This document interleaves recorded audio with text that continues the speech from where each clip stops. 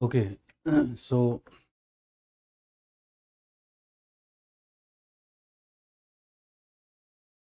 Good evening friends.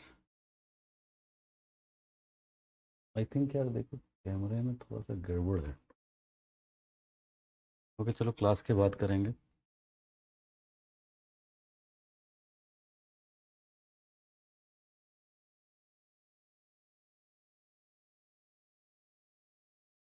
तो good evening to all of you.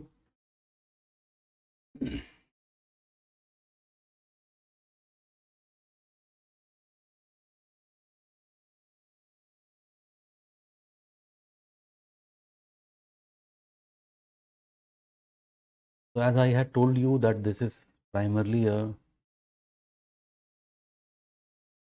doubt solving class and थोड़ा मैं communication के बारे में भी I will be discussing about it. The topic one topic of trade transport which we haven't covered. ठीक है, तो सबसे पहले कुछ डाउट्स लेते हैं and then we'll start with the topic of communication. तो किसी को कुछ पूछना है तो अभी पूछो। I think someone had given one query on WhatsApp.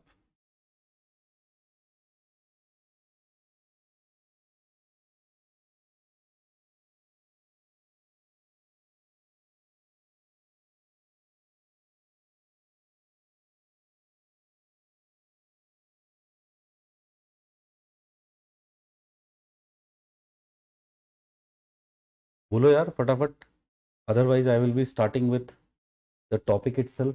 किसी को कुछ पूछना नहीं है क्या?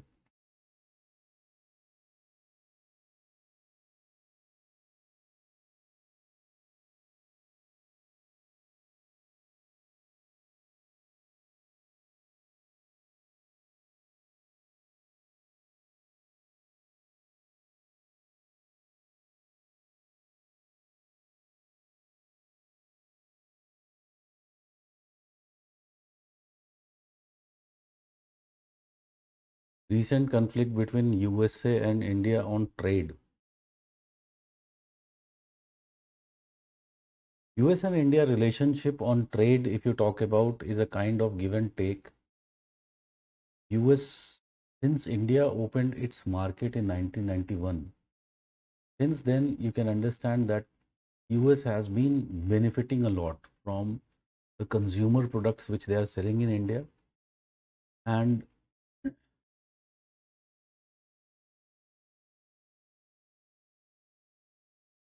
again, if you talk about from that perspective, US has benefited a lot.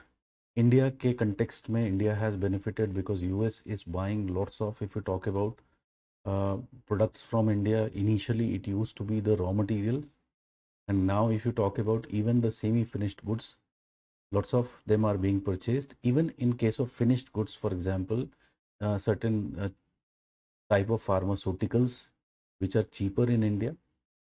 So from that perspective, if you talk about, there is a very clear complementarity between what USA has and what India has. ठीक है, तो वो जो comparative advantage हमने theory पढ़ी थी, that comparative advantage theory was very much applicable from the perspective of US and India trade.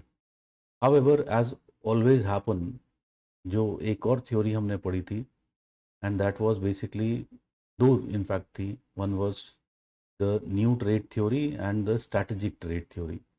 तो strategic trade theory, new trade theory, दोनों का एक बेसिक एस्पेक्ट क्या है, more specifically with the strategic trade theory, कि geopolitical जो changes होते हैं they can again realign the trade relationships. And geopolitically you can understand US में कुछ चेंजेस हुए and that is essentially what that is affecting, if you talk about what is happening in the India and US trade relationship. But as I have told you in the class, I really believe that the US will have to lower the tariffs.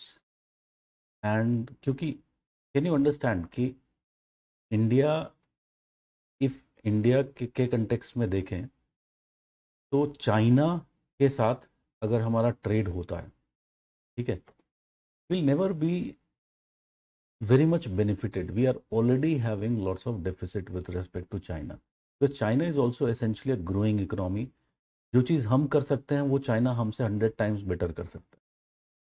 तो वहाँ पर complementarity तभी बन सकती है जब India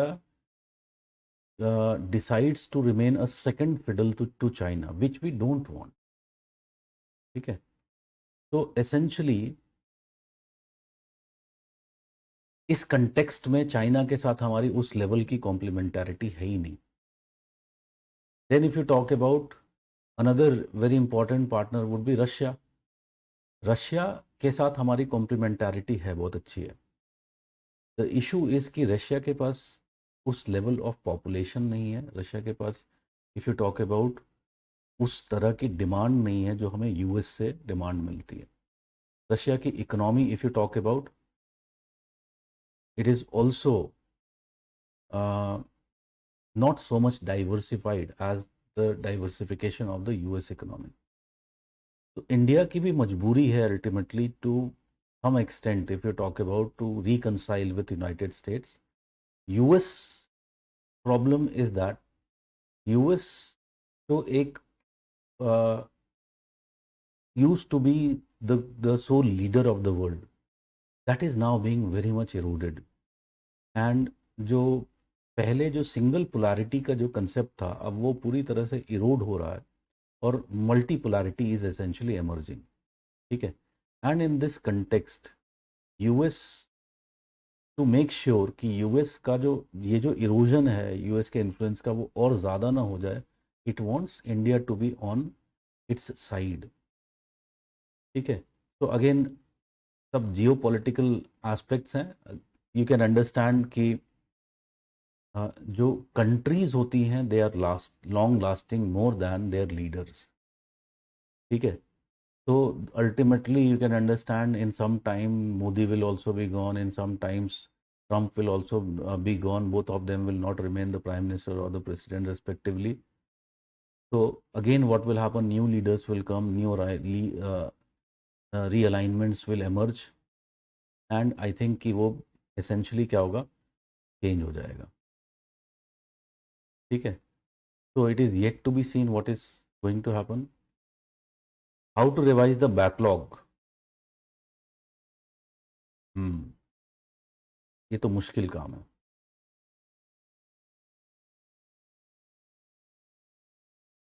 ये तो काफ़ी मुश्किल काम है बैकलॉग को रिवाइज करना, क्योंकि बैकलॉग अब तुम लोगों का जो हो चुका है वो पूरा का पूरा ह्यूमन ज्योग्राफी का बैकलॉग बन चुका है.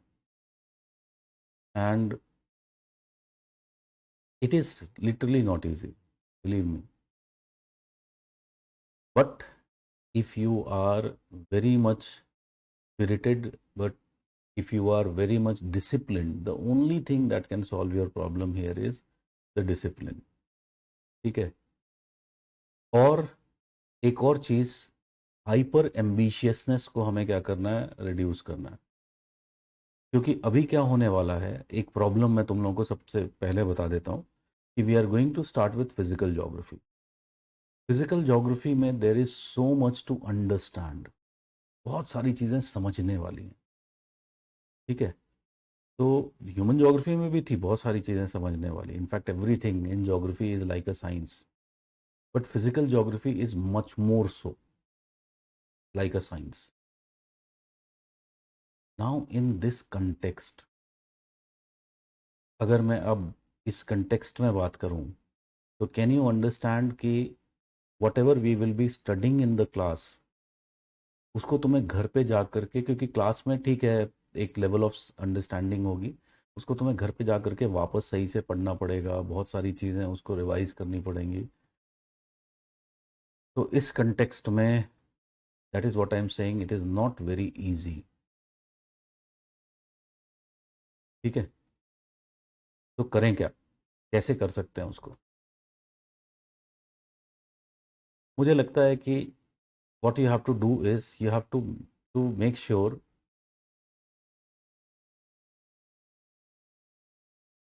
कि एटलीस्ट वीकली एक दिन निकालें, ठीक है, जिसमें हम बैकलॉग को के लिए कुछ आवर्स देते हैं, like it can be 7 hours, 8 hours, it can be even twice in a week.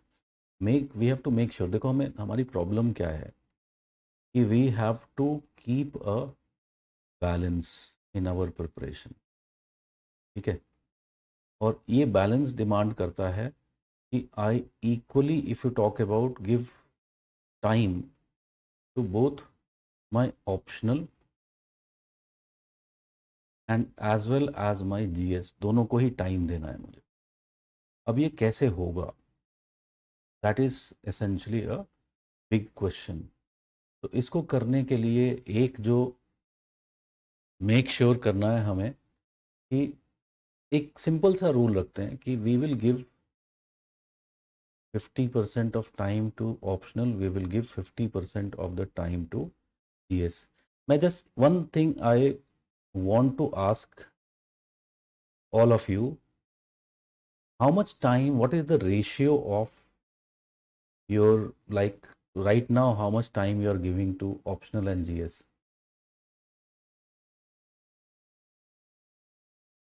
हम लोगों का रेशियो क्या है प्रिपरेशन का?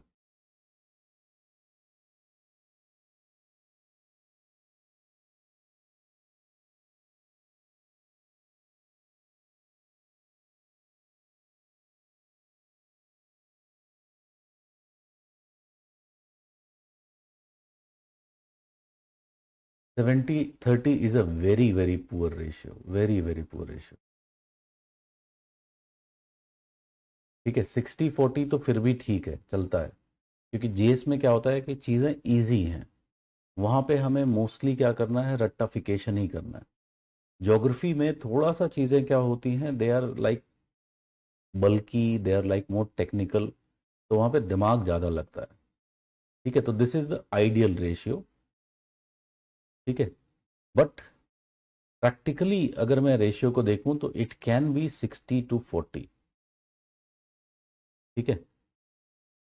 एंड 60-40 क्यों? क्योंकि मुझे पता है ज़्यादातर तुम लोगों में से, except bearing few, if you talk about exceptions, I know that you haven't revised properly the human geography, ठीक है। और तुम्हारे पास जो टाइम है, that is the time is up to December to make sure that we revise our human geography well. तो then what to do, we can make sure कि ये जो 60 है इसमें 50 and 10 का रेशियो रखें। 10% ऑफ द टाइम, लगभग मैं कहूँगा कि it can range between 1 to 1.5 hours, ठीक है, you give for revision of backlog,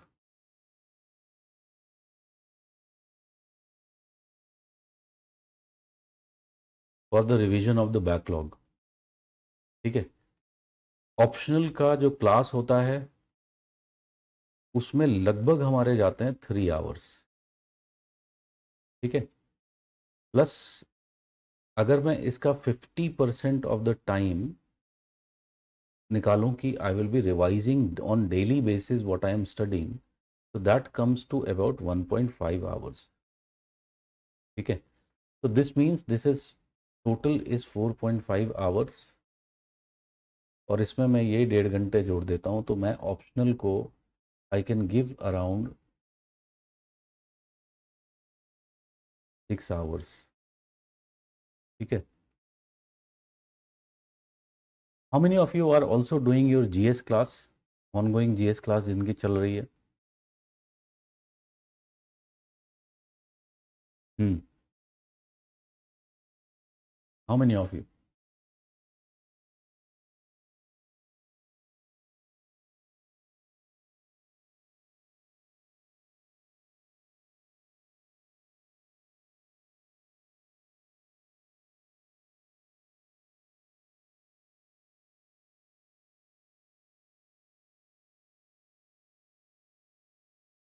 job plus GS plus optional, very good. Only GS 2?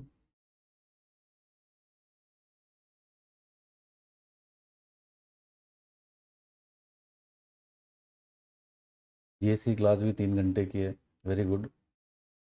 मैं तुम लोगों को अपनी लाइफ की एक स्टोरी सुनाता हूँ, ठीक है? Very, it will be like very important for you, because I learn something which was a kind of changing for me. I was doing my classes way back in, if you talk about 2004. I started preparation, मैंने 2003 में ही अपनी preparation actually start कर दी थी, and I came to Delhi in 2004 to prepare for the exam. ठीक है? And I joined one optional class. If you talk about, I had one roommate by the name of Himshikar Gupta, not roommate, a flatmate in fact. तो एक flat था, उसमें काफ़ी सारे rooms थे, तो ही वॉज माई फ्लैटमेट। तो he was also doing the geography optional class in the same place, so we were good friends, very good friends, still we are very good friends. So what he was doing, उसने जो geography की classes, optional की classes की, उसके साथ साथ GS की भी क्लासेस कर ली, ठीक है? एंड मैंने क्या किया, मैं बहुत आइडियलिस्टिक था अपने अप्रोच में एंड एवरीथिंग, तो I didn't join the GS class. मैंने सोचा कि पहले क्या करते हैं कि अपना ऑप्शनल सही से कर लेते हैं, and in the next phase what I will do, I will be joining the GS class. And I am talking about June का जो टाइम होता है, वहाँ से हमने क्लासेस शुरू की थी। तो आई थॉट कि जो विंटर का टाइम होता है वहाँ पे मैं जीएस की क्लास भी कर लूँगा, and ultimately I will go and right the prelims of 2005, and that was how I planned thing, because I always felt कि जोग्राफी को अच्छे से ऑप्शनल को अपने कर लेते हैं, and with that what will happen, I will be able to give more time to the optional, अच्छे से प्रिपेयर कर लूँगा, बिल्कुल फोड़ के रख दूंगा, ऐसा वैसा, ऐसा ही कुछ प्लान बनाया था मैंने। हिमशिकर एडवाइज्ड मी, उसने मुझे कई बार, because we were friends, I used to, in fact because I was very good in geography, so I sometimes used to even teach him geography. तो ही एडवाइज्ड मी कि you should also join the GS class. But I didn't heed to his advice, and ultimately I didn't join. So you can understand कि what would have happened. जब 2005 में prelims देने की बारी आई तो मैंने फॉर्म भरा, but because I had not prepared well GS, I was good in optional, ठीक है? फर्स्ट ऑप्शनल जो था मैं, और 2003 में ही कर लिया था अपना। Another optional which I had which was public administration, उसको मैं एक्चुअली पहले ही कर चुका था। तो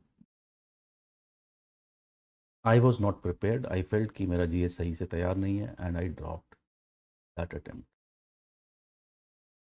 हिमशिखर हु हैड लाइक, दोनों क्लासेस करता था वो, बहुत कम टाइम होता था, I used to see him, he was like struggling to just revise what was being taught in the class, ठीक है? And that is where I came in to, जब भी उसको कुछ प्रॉब्लम होती थी, समझ में नहीं आता था, तो वो मेरे पास आ जाता था, and I used to teach him कि ये ऐसे होता है, ये ऐसे होता है, and that is where actually I also knew that I am good teacher. तो what happened, sometimes fortune favours the brave, उसने एग्ज़ाम लिखा। उस टाइम पर यू नो कि दो ऑप्शनल्स होते थे, still he was writing prelims, he still was undecided कि उसका सेकंड ऑप्शनल क्या होगा। उसके दिमाग में एक चीज़ बहुत क्लियर थी कि उसको जल्दी से निकालना है exam, and he was like, because he was also from Lucknow, I am also from Lucknow, so we were quite close. तो ही वाज लाइक कि एग्ज़ाम निकालना है, क्योंकि यार ये फालतू में मुझे इसमें पछड़े में फंसे नहीं रहना। ही वॉज वेरी प्रैक्टिकल, अगर नहीं होता है तो I will go to US and do something else. And ultimately what happened, उसने प्रीलिम्स लिखा, उसके बाद उसने डिसाइड किया कि he will be taking psychology as a second optional, because उस टाइम पर साइकोलॉजी का एक क्रेज़ होता था। बाजीराम में there use to be a teacher, अभी भी है, मुकुल पाठक सर। तो ही वॉज वेरी फेमस। ये होता था कि उनके नोट्स पढ़ लो तो साइकोलॉजी में यूल डू वेरी वेल। तो he even did the classes in between prelims और मेंस के बीच में उसने साइकोलॉजी की ऑप्शनल की क्लासेस की। उस बीच में जो उसने अपना ऑप्शनल पढ़ा था, जीएस पढ़ा था, उसको रिवाइज भी किया, क्रैश कोर्स भी लगाया, and ultimately he went on and qualified that same year उसका क्वालिफिकेशन हो। He got into the services. Sometimes as I told you, fortune favours the brave, and उसका रैंक था आई थिंक 126 और something like that, 100 plus कुछ rank था उसका। And he was the first position for the IPS. What happened was एक seat बढ़ गई, ठीक है, और उसको finally IAS milli. Right now he is posted in Chhattisgarh and he is the secretary to I think sports and youth ministry of Chhattisgarh, also additional charge of home he has. So I got quite talk to him regularly, but this is what I learned there. ठीक है, और मैंने कई बार तुम लोगों को classes में ये चीज़ बताई है कि there is something refer to as, एक बहुत फेमस लॉ है, that is referred as Parkinson's law. And Parkinson's law क्या कहता है कि अगर आपको एक काम को करना है, ठीक है, आपके पास 8 घंटे हैं तो आप उसको 8 घंटे में भी कंप्लीट कर लोगे। लेकिन अगर आपको उसी काम को कंप्लीट करना है और आपके पास 4 घंटे हैं, आप सीरियस हो, आप डिटरमाइंड हो उस काम को करने के लिए, तो आप उसको 4 घंटे में भी कंप्लीट कर। तो 4 घंटे और 8 घंटे, there is a very big difference. तो the law says that what happens when you have more time, work expands, काम बढ़ जाता है।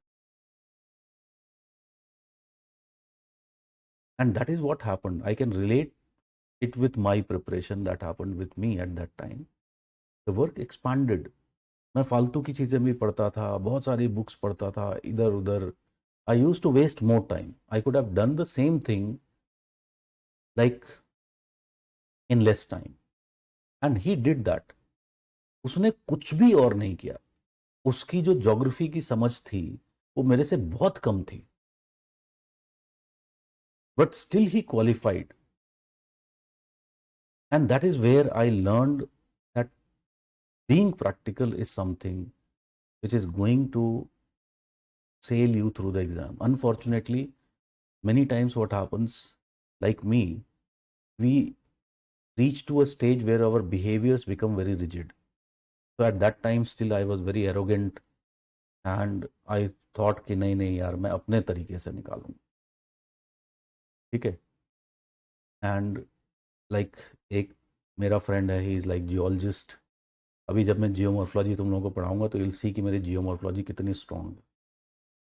Reason being because my room partner was a geologist, so I used to read his books of geology.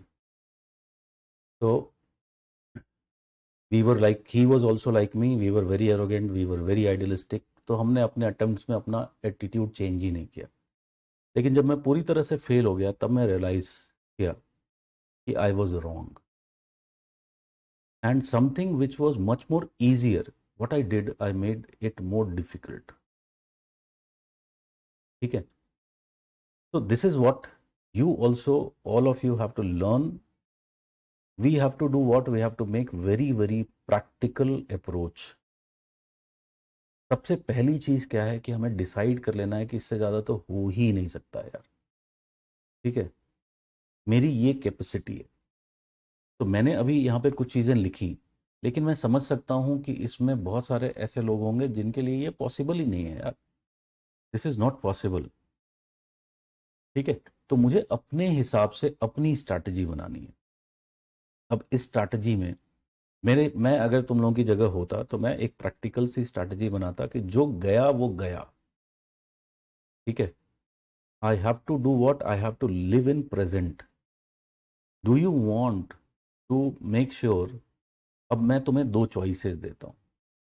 एक choice ये है कि physical geography which I believe is between 40 to 35% of your syllabus, मैं कहता हूँ 35%, because I always tell my students to attempt more question from human geography, ठीक है। But it can be, if you attempt question from more from physical geography, then it can be also 40%, and human geography is your 60 to 65% of your syllabus, ठीक है। इस 60 to 65% में अभी हमने जो cover किया होगा, समवेयर अराउंड 50% हमने कवर कर लिया है। अभी भी यू मस्ट बी अवेयर कि कुछ टॉपिक्स बचे हुए हैं, like RDP and regional planning is still left. You must be aware that political aspect भी हमें करना है, ठीक है।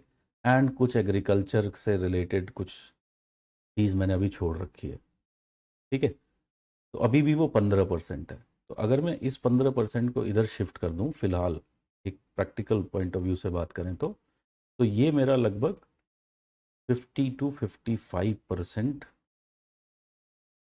ऑफ द सिलेबस मेरा बचा हुआ है, ठीक है।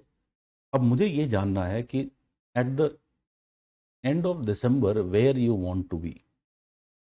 There is two scenarios. Scenario A, where what I am doing is I am trying to also, I am being, this is a very idealistic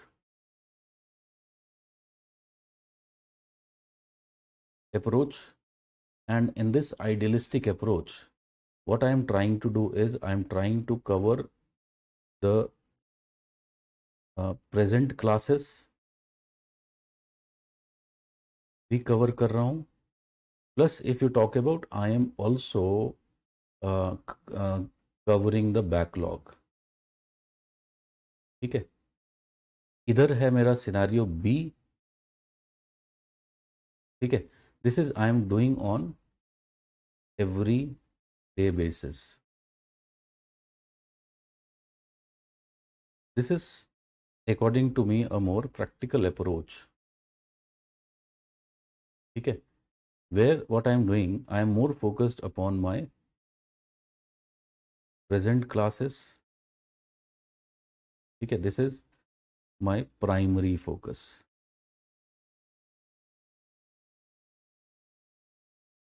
And second, what I am doing is backlog, which is there, I have kept one day a week for revision. One day a week for revision, ठीक है। अब मैं बताता हूँ कि इसमें outcomes में क्या डिफरेंस होगा। आउटकम ए में what will happen, there will be lack of consolidation in every part of syllabus, हर जगह पे lack of consolidation मिलेगा। Here if you talk about, you will be, you will have consolidation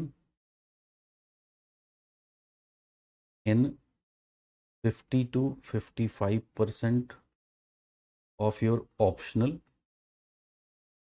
and whatever GS is left, ठीक है, rest जो GS में बचा हुआ है, जो आज से शुरू हो रहा है सपोज मानते हैं, ठीक है। तो वहाँ पे भी essentially क्या होगा, there will be level of consolidation which you will be able to achieve, ठीक है।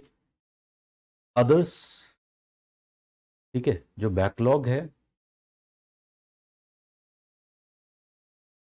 There will be lack of consolidation यहाँ पर,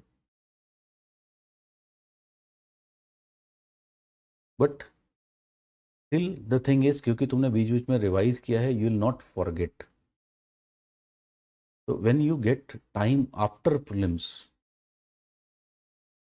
you will be able to cover it very fast, consolidate it very fast. At that time you can even think of joining the 500 plus 500 will बहुत जल्दी fast consolidate कर देता है चीज़ों को। तो मुझे ये बताओ कि कौन सा अप्रोच ज़्यादा बेटर है, ए या B?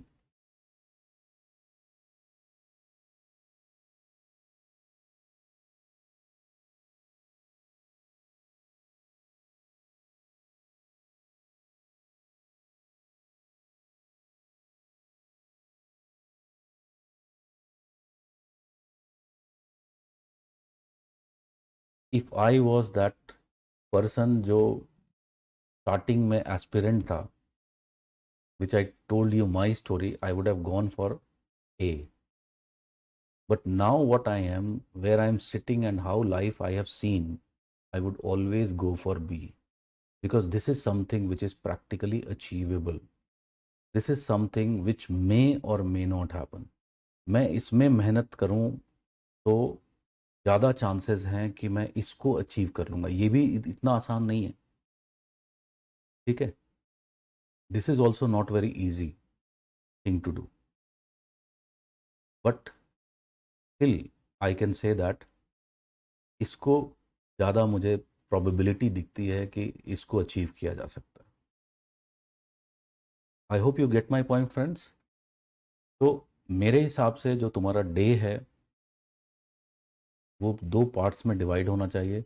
At this point if you start devoting 10 hours, मेरे हिसाब से एक जो ऑप्टिमम प्रिपरेशन जो टाइम है वो 10 घंटे का होना चाहिए अभी से, ठीक है. जिसमें कि मैं एक टाइम दे रहा हूँ अपने ऑप्शनल को, ठीक है. And I am giving 5 hours to my optional, जिसमें कि there is class which takes my 3 hours, and there is a revision. And revision में बहुत सारी चीज़ें होती है, रीड करना, आंसर लिखना, ठीक है, वो सब कुछ that is all part of revision. Answer writing is also a type of revision, it is active recall revision, ठीक है. जिसमें कि मैं 2 आवर्स यहाँ पर डिवोट करता हूँ. Same goes with your GS. तो 5 hours here I will give, and since you are doing the class, I will give for 3 hours to the class, and for the revision and answer writing I will give 2 hours, ठीक है. इस ये जो routine है मेरा, for example it can go from Monday to Saturday, like this will be my routine. Sunday will be a day for study of backlogs,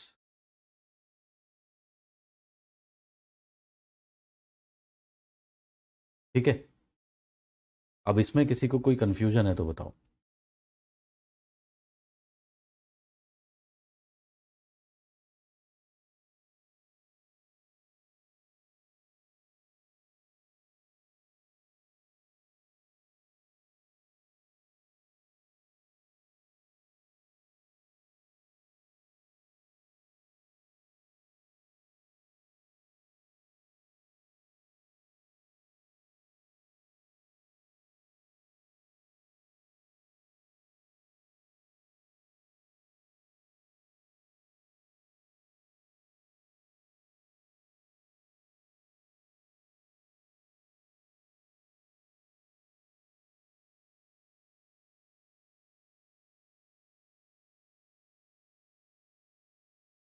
It takes me way more than 1.5 hours to learn what has been taught in the optional class,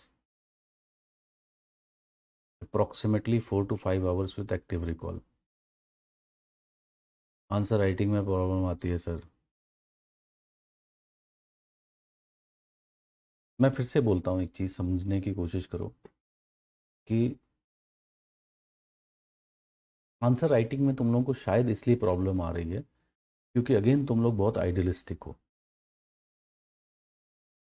starting में थोड़े से small steps लेते हैं ना यार, बड़े steps क्यों लेना है सीधे. अगर मुझे किसी चीज़ में प्रॉब्लम हो रही है तो why I have to take so much bigger steps for that. Let us take smaller steps.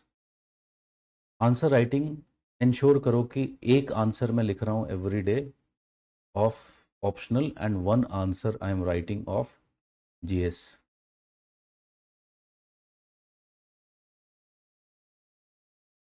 ठीक है. And if you talk about,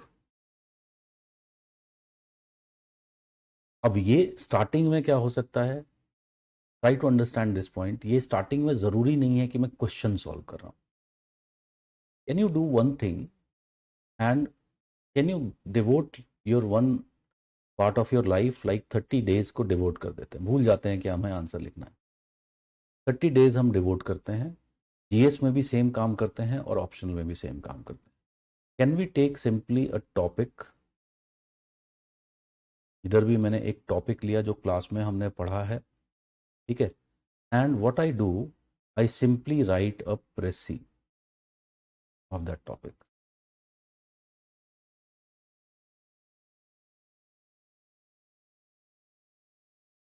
how many of you can do this for 30 days? Regular करो इसको. मैं कुछ नहीं करता हूं, मैं उसकी प्रेसी लिखता हूं. भूल जाओ कि एग्जामिन और ये वो फालतू की चीजें अभी भूल जाओ.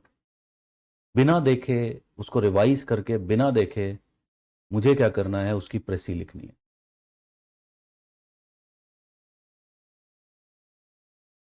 ठीक है.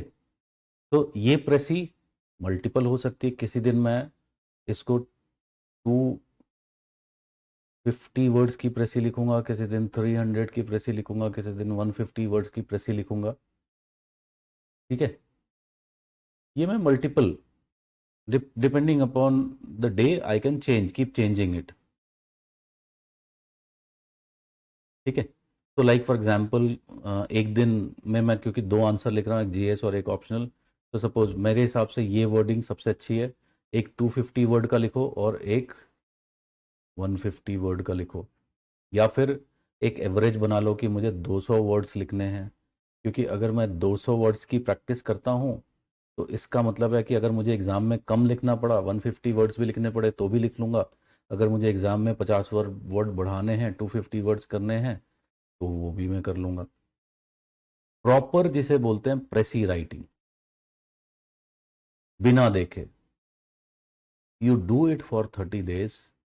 तुम देखोगे कि तुम्हारी जो आंसर राइटिंग की जो प्रॉब्लम है वो अपने आप कैसे सॉल्व हो जाती है. मेरे हिसाब से किसी के पास इतना कम दिमाग नहीं होता है. प्रॉब्लम कहाँ पर है? प्रॉब्लम इस चीज़ में है, एक तो हमारे अंदर रेजिस्टेंस है लिखने को लेकर के. दूसरा, हमने चीज़ों को सही से याद नहीं, और क्योंकि याद नहीं किया है तो हम we are unable to relate the topics. ठीक है. We are unable to properly recall and relate, and this is what becomes a problem in answer writing. मैं इतने बच्चों के साथ काउंसलिंग कर चुका हूँ, you, but every time I find it is the same thing. You know कि 500 plus is very famous. The series is very famous. So many students come talk to me on phone. सबकी वही problem है.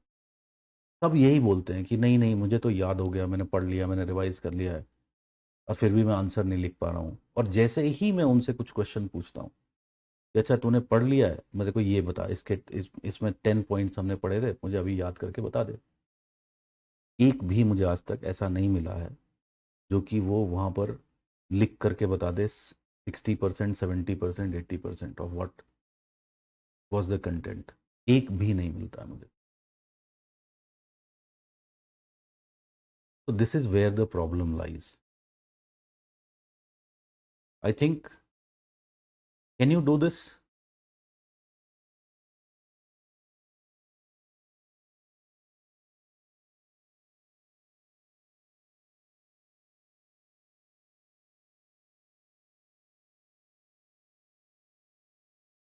देखो, मैं एक थोड़ा सा हट के लीक से कुछ बताने जा रहा हूँ.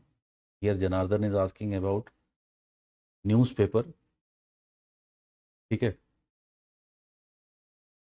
सो I tell you something about newspaper. मैं अपने फर्स्ट अटेम्प्ट में what I did, I used to extensively read the Hindu, ठीक है। एंड मैं दो न्यूज़पेपर नहीं पढ़ता था, मैं एक न्यूज़पेपर पढ़ता था, द हिंदू, और उससे प्रॉपर नोट्स बनाता था, प्रॉपर जिसे बोलते हैं नोट्स, ठीक है। And what use to happen, वो नोट्स बनाना और न्यूज़पेपर पढ़ना मेरे कम से कम 2 से ढाई घंटे ले जाता था, कभी कभी ज़्यादा भी हो जाता था, जब आर्टिकल्स बहुत सारे आ जाते थे उसमें न्यूज़पेपर में, तो it use to even take more time. You know what happened in my first attempt, जब एग्ज़ाम प्रीलिम्स नज़दीक आ गया, तो आई थॉट कि let us also keep on revising things, ठीक है। मैंने देखा कि मेरे न्यूज़पेपर के जो नोट्स थे they were like this much bundles. Last में मैं एक बार पढ़ भी चुका था उनको, लेकिन लास्ट में इट वाज लाइक कि यार इसको कैसे रिवाइज करूंगा मैं, it was not possible. I did what, तो मैंने किनारे रख दिया, I never touch them again. एक मैगजीन आती थी उस टाइम पे, हमारे टाइम पे, विजार्ड करके, तो विजार्ड का एक annual, if you talk about issue आया करता था, it use to be very very famous. चुपचाप मैंने क्या किया कि वो विजार्ड का एनुअल इशू उठाया, क्योंकि मैंने पढ़ी थी चीज़ें साल में, तो आई न्यू कि कौन से इवेंट्स कैसे हुए हैं, तो उससे उसमें बहुत शॉर्ट में चीज़ों को करके दे रखा था। I just went through that, I prefer to go through that rather than my own notes.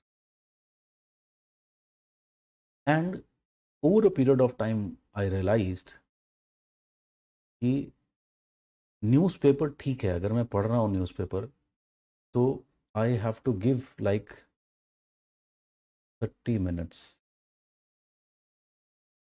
To the newspaper, उससे ज़्यादा देना ही नहीं है। You have to read the newspaper, ठीक है, बट न्यूज़पेपर पढ़ने के लिए मुझे 30 मिनट देना है, ठीक है। Now if I tell you what is essentially the significance of the newspaper, ठीक है, न्यूज़पेपर का सिग्निफिकेंस ये है कि इट कीप्स मी अवेयर, ठीक है, aware with respect to time and space को लेकर के मेरी अवेयरनेस बनी रहती है, ठीक है। Magazine, if you talk about magazine में तो सारी समरी आई जा रही है ना, जो भी मेरी काम की चीज़ें हैं वो समराइज हो जा रहा है मैगजीन में, ठीक है। तो why not I focus more on the revision of the magazine. Newspaper scan करता हूँ मैं, फटाफट रीड करता हूँ अगर कुछ इंपॉर्टेंट लगता है, लेकिन बस उसको वहीं तक लिमिट रखते हैं।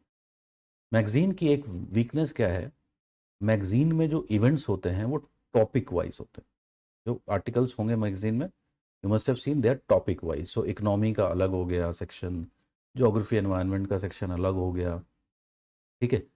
तो मैगजीन पढ़ने में ठीक है, इट इज़ फाइन कि मुझे वो टॉपिक समझ में आ जाएंगे, बट वो जो टाइम स्पेस की अवेयरनेस है वो मैगजीन से डेवलप नहीं होती है, ठीक है। तो I will not be very much aware कि टाइमलाइन क्या है of occurring of the events.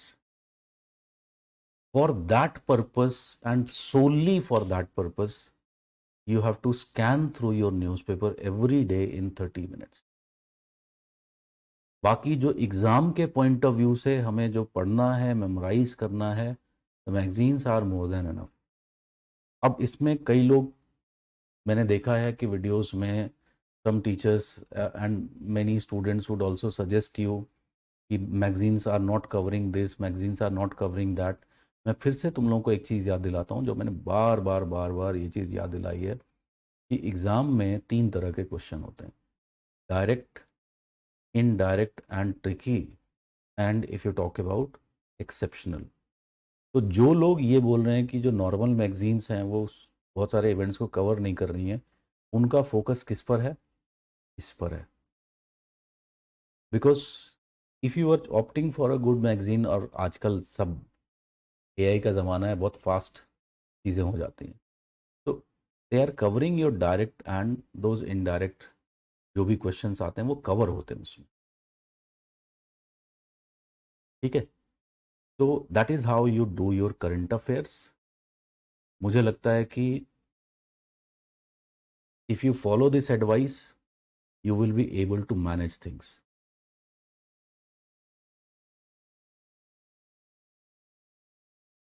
ठीक है.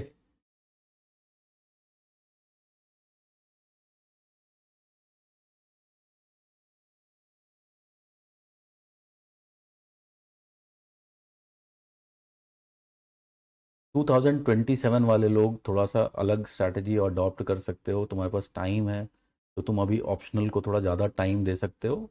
लाइक इतना भी डिफरेंस नहीं होना चाहिए. 70-30 का रेशियो ठीक है. ठीक है. This is particularly I am talking about the people who are going to appear for 2026, क्योंकि now the race has started. जो अभी तेज भागेगा, कंसिस्टेंट भागेगा. तेज से भी ज्यादा इंपॉर्टेंट क्या है? कंसिस्टेंट भागेगा. Will be the person who will essentially win this race. It is like a marathon. ठीक है. तो मैराथन में आपको बहुत तेज नहीं भागना होता है, आपको कंसिस्टेंटली भागते रहना है. लास्ट में आपके पास एनर्जी होगी, आप तेज भाग लोगे. जब एग्जाम सर पे होता है तो यू अंडरस्टैंड कि उस समय का जो level, if you talk about of urgency is different, and in that mindset you will be able to read and remember fast things. ठीक है. हम्म. If I revise through writing, it seems to be more effective than, but it takes so much time. Should I revise orally? प्रभात, मैं तुम्हें एक challenge करता हूँ कि तुम जो ये कह रहे हो ना कि I am revising through writing, it is more effective. अभी तुम मेरे सामने आ जाओ. ठीक है. और मैं तुमसे क्वेश्चंस पूछूंगा जो तुमने मुझे बोला है टॉपिक्स, कि मैंने ये पढ़ लिया है, लिख लिख के पढ़ लिया है उन टॉपिक्स को. मैं गारंटी देता हूं कि तुम नहीं बता पाओगे. And I challenge you for this. Writing it gives us satisfaction, एक तरह का पता नहीं क्या, एक लेवल ऑफ सेटिस्फैक्शन देता. But I don't think it can substitute for rote memorisation. ठीक है. it can never substitute for rote memorization. So if you're writing, you're just wasting your time. Already हम हमारे नोट्स बने बनाए notes हैं यार. क्यों उसमें फालतू में अपने अपने फंडे लगाने हैं? अगर तुम्हारा तरीका ये है, इफ यू फील कि you are like this and you cannot change, this is your only way, so you make what you make more practical target. Don't target for 2026, because otherwise what will happen, you will get disappointed. And ये जो disappointment होगा, ये जो failure होगा ना, ये आगे के अटेम्प्ट्स में भी अफेक्ट करेगा. तो let us become very practical. And अगर हमें 2026 देना है तो why not ultimately follow most efficient methods. ठीक है.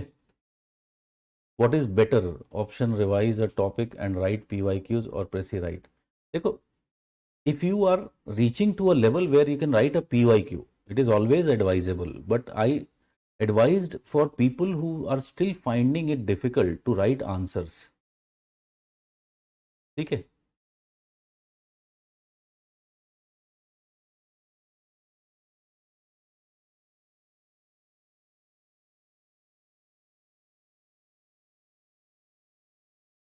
फॉर राइटिंग आंसर, जिसको प्रॉब्लम हो रही है आंसर राइटिंग में, उसके लिए मैंने बोला कि भाई प्रेसी लिखो पहले.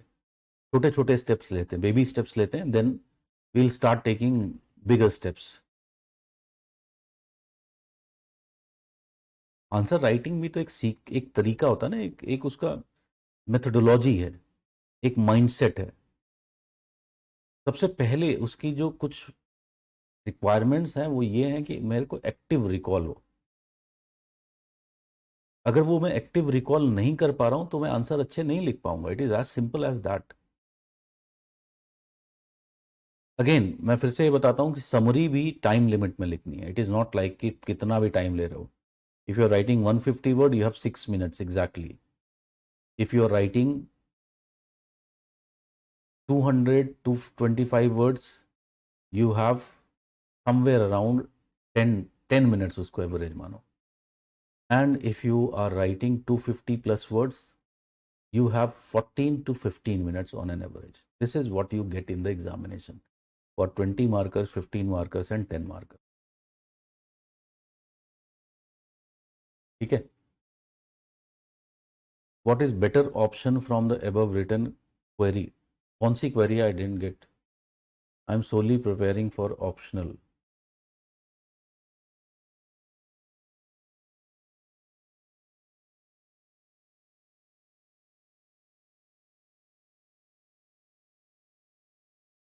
Why China's SEZs are more successful? SEZ का मेन मकसद क्या है? सबसे पहले इस चीज को समझने की कोशिश करो। What is essentially SEZs meant for? SEZs, can we say that they are essentially meant to boost number of things? One thing which they are meant to boost is your industrial development को boost करने के लिए होते हैं। ठीक है। Now tell me what are all the things which are required for boosting industrial development? Can I say एक industry को बनाने में कुछ चीज़ें लगती हैं। Like for example there should be resources availability होना चाहिए। There should be labour and particularly if you talk about there is skill labour even better. ठीक है। There should be lots of, if you talk about support system which should be given to the industry. ठीक है। क्या India में ये सारी चीज़ें अगर हम देखें तो सिम प्रॉब्लम है।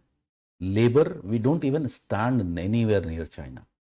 रिसोर्सेस, रिसोर्सेस की भी स्कार्सिटी है यार। बिकॉज रिसोर्स देखो दो तरीके के रिसोर्सेज है।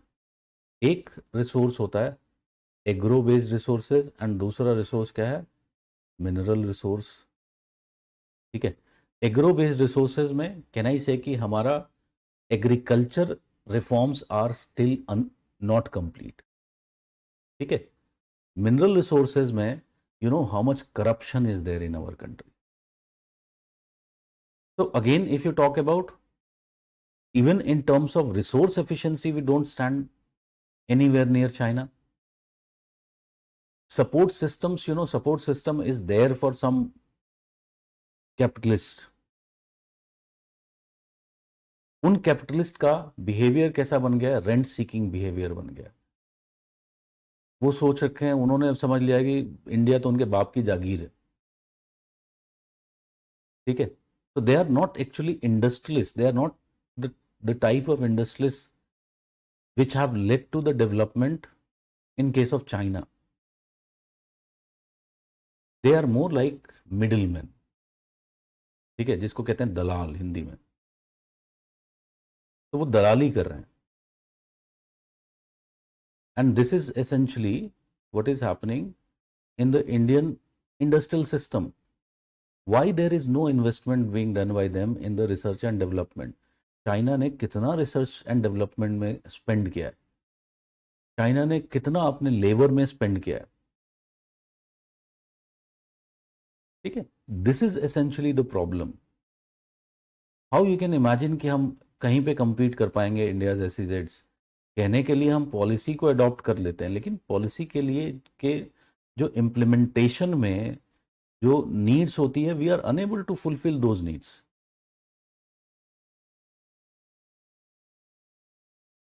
आई hope it is clear. Yes, corruption is at its peak. इससे ज्यादा मतलब I don't think I am much more, I have seen world more than you.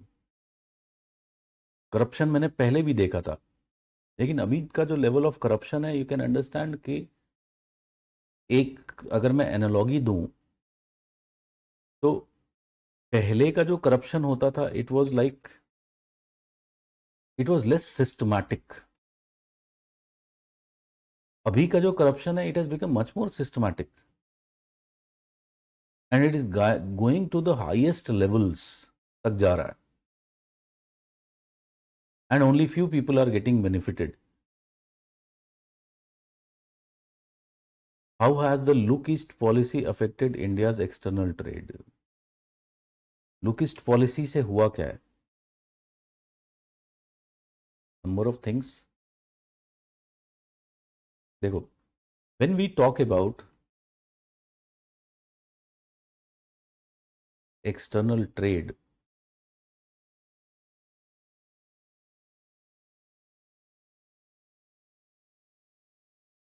there are number of things. First of all, we have to make sure external trade is a instrument of economic development.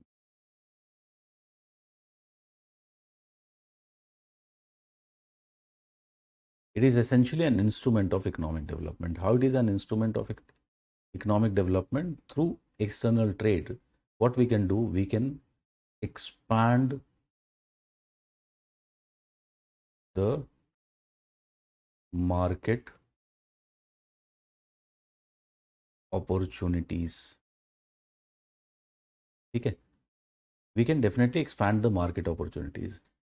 जो चीज south East Asia ने 70s में try करना शुरू कर दिया, China ने 80s में ट्राई करना शुरू कर दिया, हमें वो बात समझते समझते लेट 90s और अर्ली 21st सेंचुरी लग गया, and that is one of the reasons why we are lagging still behind. ठीक है, अब जब हम एक्सपैंड कर रहे हैं market opportunities and taking external trade as an instrument of economic development, we have to do what, we have to diversify the direction of trade. ठीक है, बिकॉज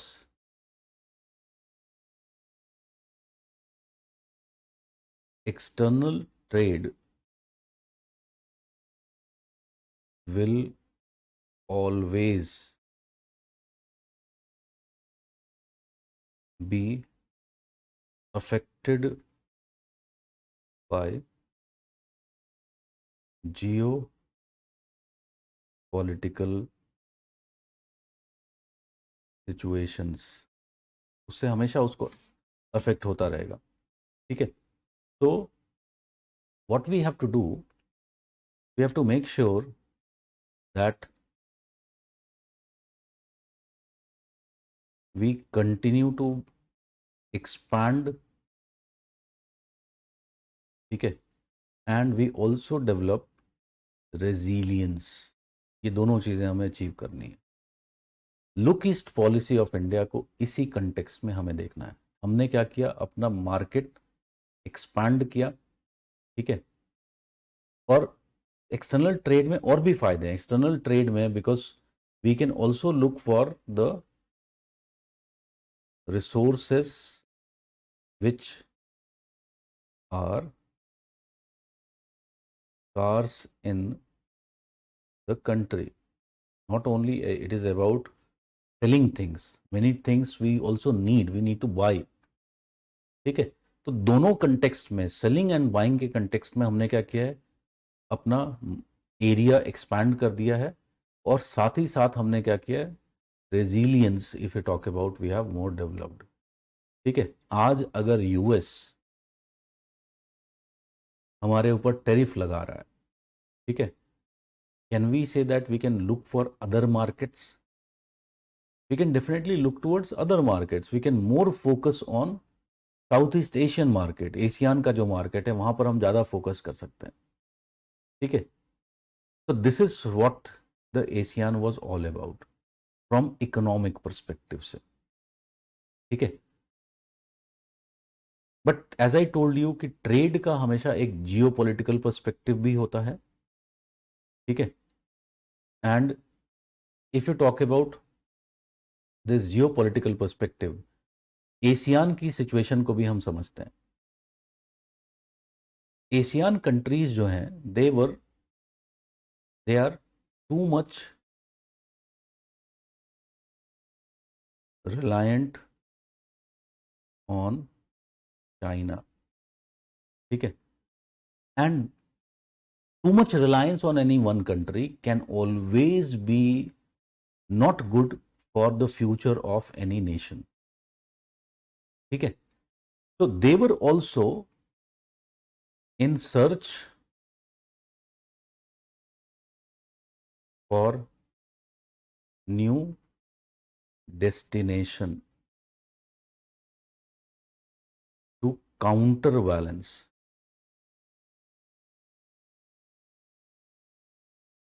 Chinese influence, ठीक है, to counterbalance the Chinese influence. One, if you talk about counterbalance, is definitely USA. But can we say कि USA को अगर हम देखें तो there is the factor of distance. Another counterbalance which was seen, at least on paper, at least in popular discourse, ठीक है, 2014 से पहले तो था, देखो कि people were talking about कि India's trajectory of growth is very similar to that of China, and thus we will also be becoming reaching to those levels of China. Although मैं हमेशा skeptical था because I was very much new कि वो fundamentals जहाँ पर miss होते हैं वहाँ पे प्रॉब्लम्स आएंगी। तो आई वॉज वेरी श्योर कि no matter what the economics are saying, till you complete your agricultural reforms, you will never be able to grow like China. So our model was very wrong. But whatever, there was a popular discourse that India will be able to counterbalance China. ठीक है, और इस context में India seems to be a very good partner.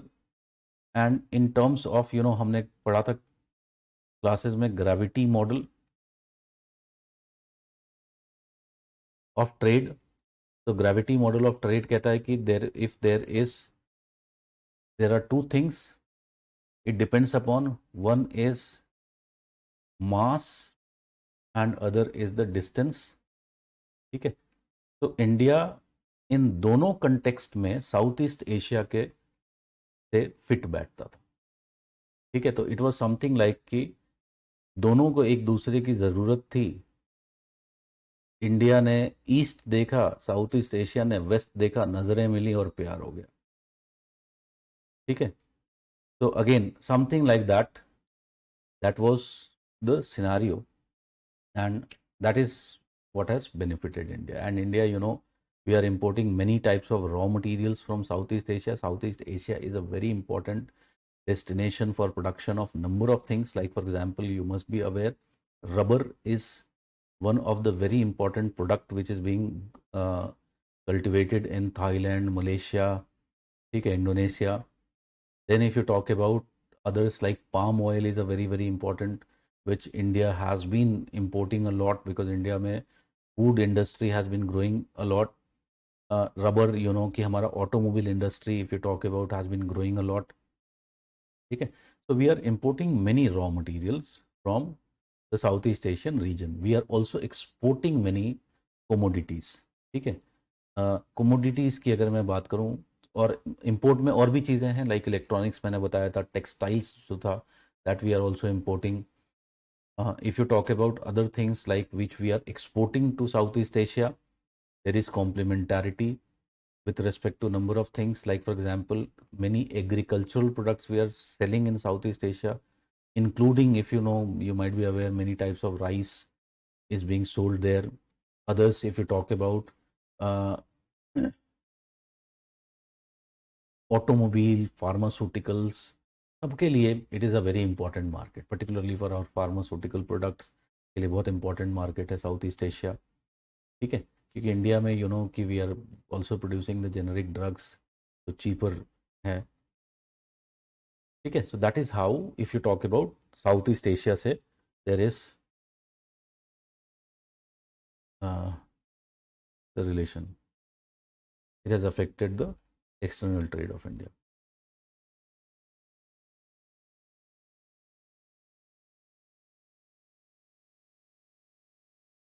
As for agriculture and industry, can you please provide a framework for answer writing approach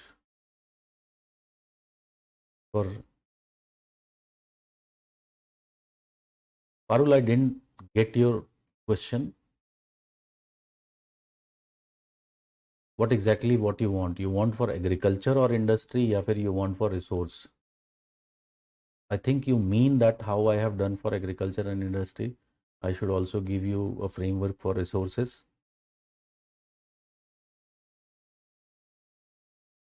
ठीक है. Anything else?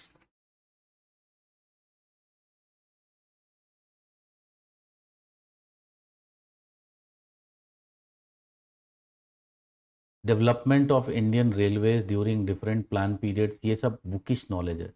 ये जो मैंने बोला है कि मैं जो नोट्स दूंगा उसमें दे दूंगा मैं, कि डिफरेंट डिफरेंट पीरियड्स में कैसे डेवलपमेंट हुआ है.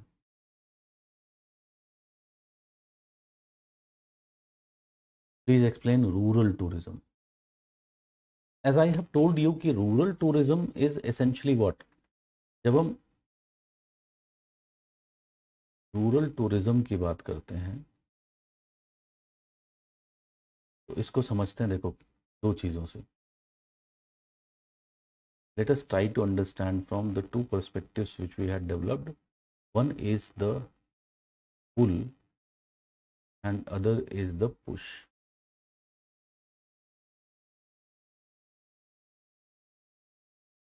ठीक है. तो अगर हम सबसे पहले पुल की बात करें तो the rural areas in India, what they offer.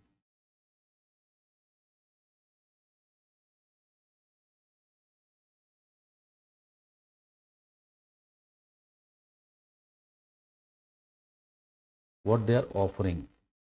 So they offer number of things. For example, does the rural India offers a more, what you can call it as, more pristine environment. ठीक है. तो pristine environment में it is more healthy environment which is there.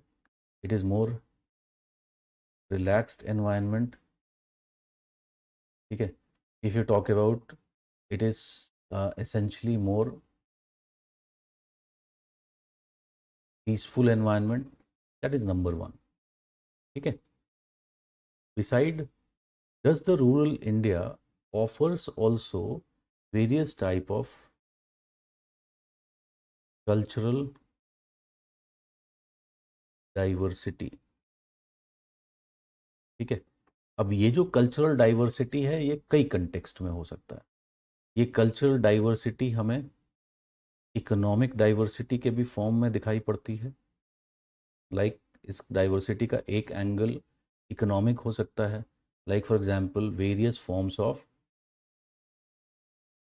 Crops and cropping patterns. ठीक है. Like for example अगर तुम बहुत सारे rural areas of southern India में जाओगे तो वहाँ पे प्लांटेशंस दिखाई पड़ेंगे, देखने में बहुत खूबसूरत से दिखते हैं. कर्नाटका में, केरला में. ठीक है. इसी तरह से सिक्किम में. तो variety of type of cropping pattern. Punjab में जाओगे तो सरसों के खेत. ठीक है. Sunflower, yellowish. तो different different type of cropping patterns दिखाई पड़ेंगे तुम्हें. तो ये जो कल्चरल डाइवर्सिटी है it can be economic diversity के फॉर्म में हो सकती है. ठीक है. This cultural diversity it can be in the form of many things. It is in the form of language. ठीक है. overall there is, we can say that different, they offer different generative y diversity in case of India. ठीक है. तो this is what is the pull. ठीक है. This is what they offer the rural places of India. If you talk about the push, you can understand the urban environment. So what is the characteristic of the urban environment? इसको मैं अगर अगर rural India में cultural diversity को अगर मैं, if you remember, हमने perspective में एक कंसेप्ट पढ़ा था, that was the idea given by Relph, and he talked about that there is authentic attitude. ठीक है, ये रूरल इंडिया में मिल रहा है। अर्बन एनवायरनमेंट कैसा हो गया है? If you talk about, it is a clearly human made artificial type of environment, ठीक है, where there is essentially so much of hectic and complex life that you experience. Then if you talk about, there are so many health issues, there is so much of environmental pollution, various forms of pollution, not only the air pollution, ठीक है. And also what is happening, there is, the life is very fast, there is no pause in life, so very fast life, particularly in the metro cities, ठीक है. Essentially if you talk about, there is also एक और phenomena जो हमने पढ़ा है, which has happened in the rural India. It is the case of, there is so much of westernization which has taken place, and उस westernization की वजह से क्या हुआ है, there is the loss of the concept of place, ठीक है, ये sense of place missing है, ठीक है. So there is loss of the sense of place,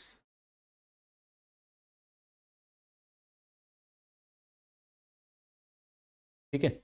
and इसी को रेल्फ क्या कहता है, there is inauthentic attitude. तो कैन यू अंडरस्टैंड कि this is behaving as, all these things are behaving as what, they are behaving as the push. People want break from such kind of tensions, ठीक है, and that is where the rural India comes in. But इसमें there are, you can understand that there are impediments,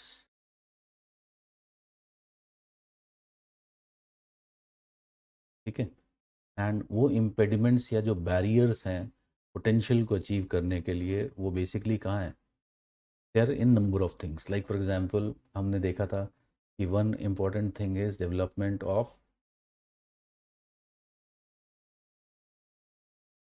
infrastructure, ठीक है. तो they, rural India, if you talk about the lack facilities, एक level of facilities ज़रूरी होती हैं, चाहिए, ठीक है. There is, if you talk about with respect to transportation के टर्म्स में, इंफ्रास्ट्रक्चर रूरल इंडिया में still, if you talk about, it is very much, very backward, ठीक है. तो development of infrastructure, then another important thing is the training of the human resources. That is also a kind of weakness that is there. For example, this training can be in terms of the language के terms में होना चाहिए, वो missing हो सकता है. This training can be in the form of the, if you talk about polite attitude towards the tourists. ठीक है. So again, there are many, if you talk about barriers also in achieving the potential of the rural tourism in India. ठीक है.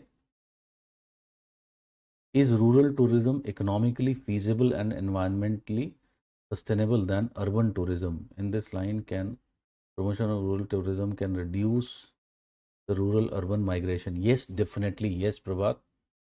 Dekho, the thing is, if you remember, we have to make sure that when we are developing our rural tourism, okay, we follow the principles of sustainable tourism. तो पढ़ा था हमने concept को class में. ठीक है. और सस्टेनेबल टूरिज्म में we have to make sure that there is greater community involvement.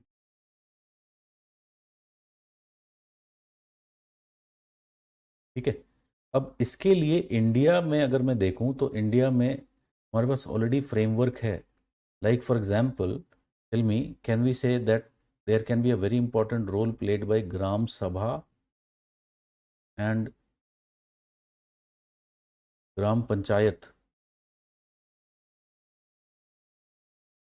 And other Panchayati Raj institutions. उनका एक बहुत पाइवोटल रोल होगा इसमें. ठीक है. यहाँ पर हमें क्या करना होगा, rather than promoting a resort type of tourism, अगर हम विलेज पर्टिकुलरली बात करें तो विलेज लेवल पर, ठीक है, विलेज लेवल पर we will have to promote home stay type of tourism. ठीक है. तो ये होम स्टे टूरिज्म करने के लिए बेसिकली क्या करना होगा, government will have to provide resources to the people. ठीक है. And also if you talk about proper training of the people, ये सारी चीज़ें करनी पड़ेंगी तब जा करके will be reaching to a level. एक बात बहुत क्लियर है कि if we adopt this kind of model, then what will happen, rather than बड़े जो लोग पे करेंगे, जो टूरिस्ट आएंगे वो पे करेंगे, वो किसको पे करेंगे, वो लोगों को डायरेक्टली पे करेंगे. ठीक है. And rather than paying it to a big resort or 5 star hotel. ठीक है. तो वो जो पैसा है वो किसके पास जाएगा, वो विलेजर्स के पास जाएगा, जो लोकल पीपल हैं उनके पास जाएगा. वो लोकल इकोनॉमी को बूस्ट करेगा. ठीक है. हम बाद में जब रीजनल प्लानिंग एंड डेवलपमेंट पढ़ेंगे तो उसमें हम देखेंगे कि जो रूरल इकोनॉमी होती है वो किस पर बेस्ड होती है, एग्रीकल्चर पर बेस्ड होती है. ठीक है. बट एग्रीकल्चर से जो if you talk about money आता है, उससे क्या हो सकता है, there can be a demand for other goods and services. ठीक है. अब ये जो demand for other goods and services है, ठीक है, this demand for other goods and services can generate employment in other sectors. ठीक है. In other sectors, it will essentially lead to what? It will lead to rise in the income. ठीक है. यहाँ पे मैं एग्रीकल्चर डेवलपमेंट लिख देता हूँ. राइज इन द इनकम होगा तो this means that there will be greater investment in agriculture. if there is greater investment in agriculture, it will further boost agriculture development. तो हम इस this is a kind of cycle of development of rural area, जिसको हम बाद में पढ़ेंगे integrated rural development के concept में। ठीक है, तो जब हम जब टूरिज्म की बात कर रहे हैं तो हम क्या कर रहे हैं, we are essentially boosting here directly. ठीक है, तो दिस इज वेयर इनफैक्ट यहाँ पर this is will come the rural tourism का अगर हम प्रमोशन करते हैं तो it is leading to this boost. Demand for other goods and services will be generated. It will essentially mean that there will be more employment opportunities, rise, जो families हैं उनकी income levels बढ़ेंगी, उसमें से वो ज़्यादा इन्वेस्ट करेंगे agriculture में, उससे हमारा एग्रीकल्चर डेवलपमेंट होगा। It is as simple as that.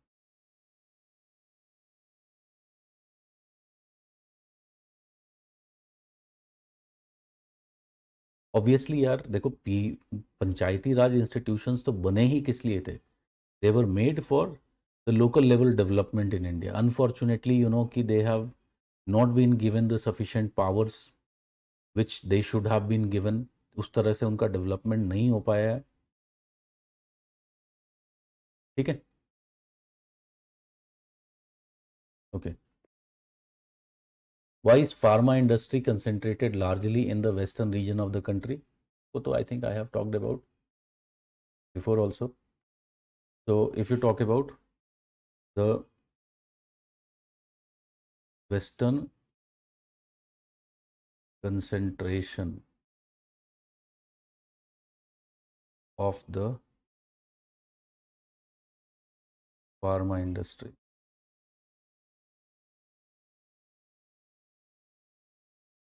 there are a number of reasons for this. One factor, if you talk about, is related with the raw material. ठीक है, तो फार्मा इंडस्ट्री का जो raw material, one of the important aspect is the raw material, it comes from the petrochemicals. ठीक है, can we say in India there is like for example, अगर मैं west में देखूं तो places like, have we seen Gulf of Khambhat, others is the western shelf of Maharashtra. ठीक है, या वेस्टर्न के बजाय मैं लिखता हूँ कॉन्टिनेंटल शेल्फ ऑफ महाराष्ट्र, जिसमें Mumbai High, Bassein etcetera. There is presence of what? There is presence of petroleum resources. ठीक है, तो ये पेट्रोलियम रिसोर्सेस की वजह से what is there, there is location of the refineries. These refineries are producing those petrochemicals. ठीक है, so that is one very important factor which is there. Raw material के कंटेक्स्ट में अगर हम और बात करें तो क्या क्या चाहिए होता है? There is energy resources, it is highly energy intensive industry. ठीक है, तो energy, you know, Maharashtra and Gujarat are the two states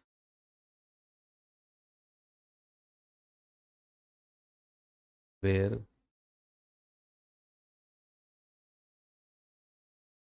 energy availability is higher than rest of India. Others like Karnataka, if you talk about, ठीक है, there is good energy availability। ठीक है, तो another very important factor is the energy. तो एक तो ये हो गया, दूसरा एक मैं फैक्टर की बात करूं तो very important factor is the capital. कोई भी इंडस्ट्री सेटअप करने के लिए कैपिटल की ज़रूरत होती है। तो if you talk about, there is the factor of this area has presence of capitalist and entrepreneurs, ठीक है, दैट इज अनदर फैक्टर। अगर हम तीसरा बात करें तो very important is the infrastructure. Particularly अगर मैं इंफ्रास्ट्रक्चर की बात करूं तो very important is the case of port infrastructure, यहाँ पर वेल डेवलप्ड है। Like for example if you talk about port infrastructure, Gujarat में देर वाज कांडला, अभी there is also major port एक और डेवलप हो गया, मुंद्रा डेवलप हो गया। इसी तरह से महाराष्ट्र में there is the Mumbai airport, Mumbai port, ठीक है, उसका एक्सटेंशन भी डेवलप हो गया है। Then if you talk about Karnataka में Mangalore is a major port, so port infrastructure is very well developed in these areas, ठीक है। then if you talk about another very important factor is, मैं एक चीज़ बताना भूल गया, कैपिटलिस्ट और एंटरप्रेन्योर्स के साथ साथ, चलो इसको बाद में लिखते हैं, first let's, and then another factor is the factor of labour. तो labour if you talk about there is highest, for example अगर मैं बात करूं, highest number of medical and pharma colleges in Maharashtra, ठीक है, highest number of medical and pharma colleges in Maharashtra. तो again if you talk about there is availability of what, यहाँ पर गुजरात में भी there is enough number, Karnataka में भी देर इज एनफ नंबर, ठीक है।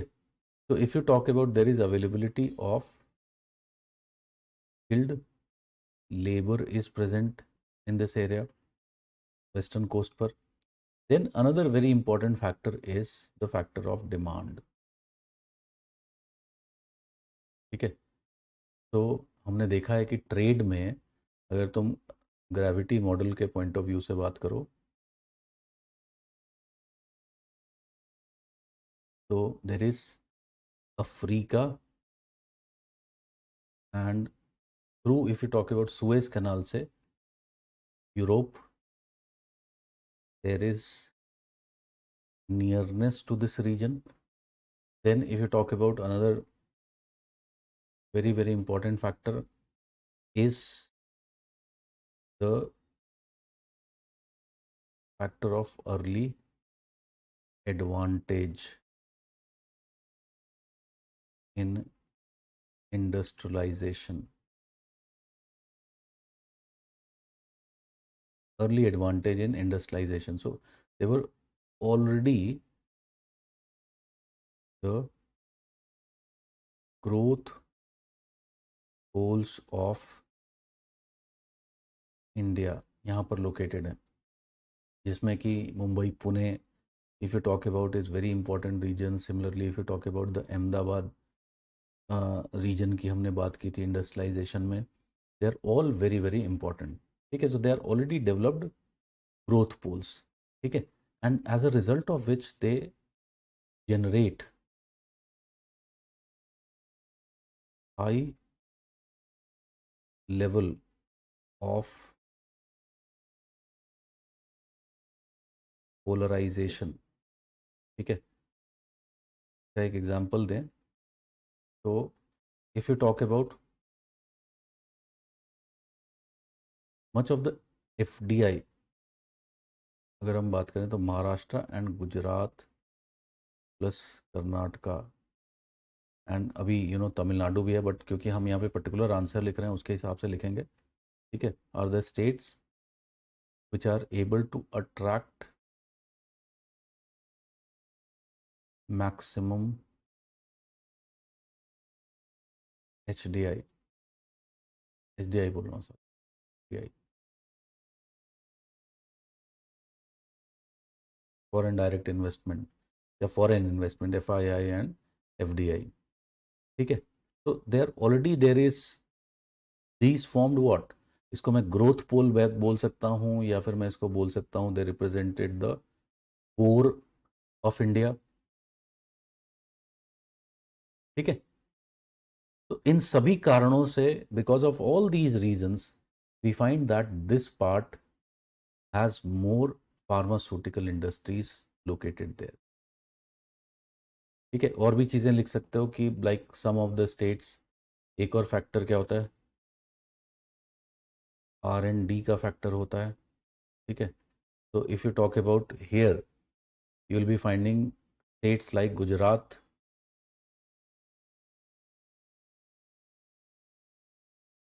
have taken lead in development of biotechnology। ठीक है, obviously ease of doing business. ठीक है, अगर वो पॉइंट लिखना है तो ये भी लिख सकते हो यहाँ पर, स्ट्रक्चरल फैक्टर्स, जिसको हम ज्योग्राफी में स्ट्रक्चरल बोलते हैं, नॉर्मल भाषा में उसको हम बोलते हैं पॉलिटिकल इकोनॉमी फैक्टर्स। ठीक है, so you can very clearly understand that the governments in the West, they are more capitalist,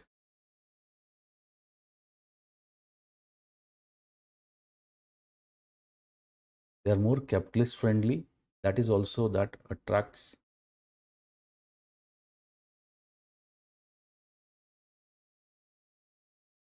private investment। ठीक है, so that is the reason why on the western, if you talk about part of India, there is more concentration of pharmaceutical industry. One thing is very clear, you have to say that, साथ में इसके साथ बताना पड़ेगा कि the pharmaceutical industry has also shifted to new places in recent times. Like for example, if you look towards east की तरफ जाके देखें तो अभी, if you talk about Telangana में, Hyderabad has emerged as an important destination for the industries. If you talk about another area is in the north,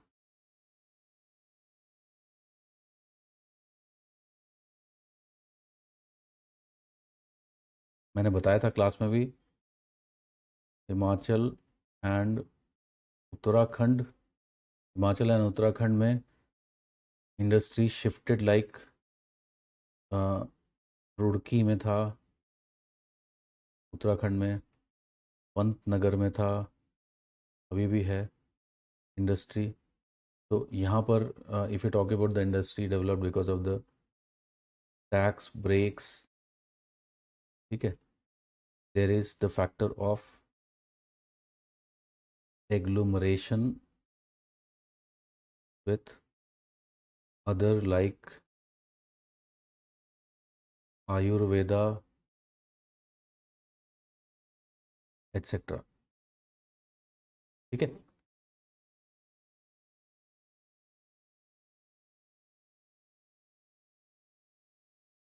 okay, any more questions?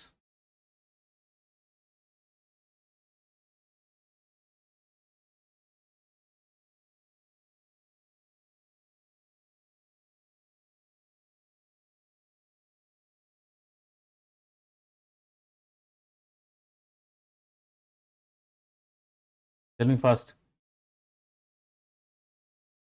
Mapping class शुरू करवाता हूँ यार, अब मैपिंग क्लास भी start कर देते हैं। थोड़ा सा मेरे को डिलेमा ये था कि मैपिंग क्लास के लिए मैं क्या करूँ। एक तरीका तो ये था कि we actually provide video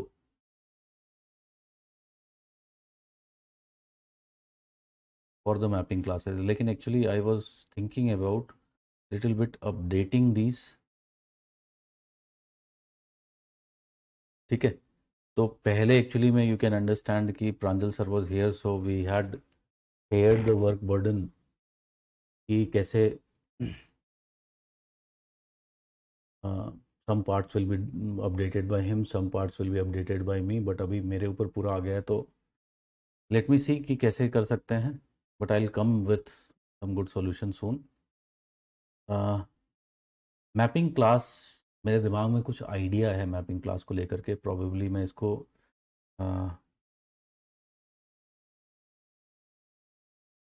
commercially भी लेटर यूटिलाइज करूँगा।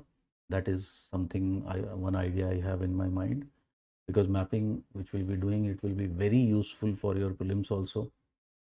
ठीक है, तो मैं थोड़ा सा इसको चेंज करने की सोच रहा था। अभी जो मैपिंग है, it is very like static type, तो थीम वाइज उसमें मैपिंग है कि like for example national parks, wildlife sanctuary, etcetera etcetera.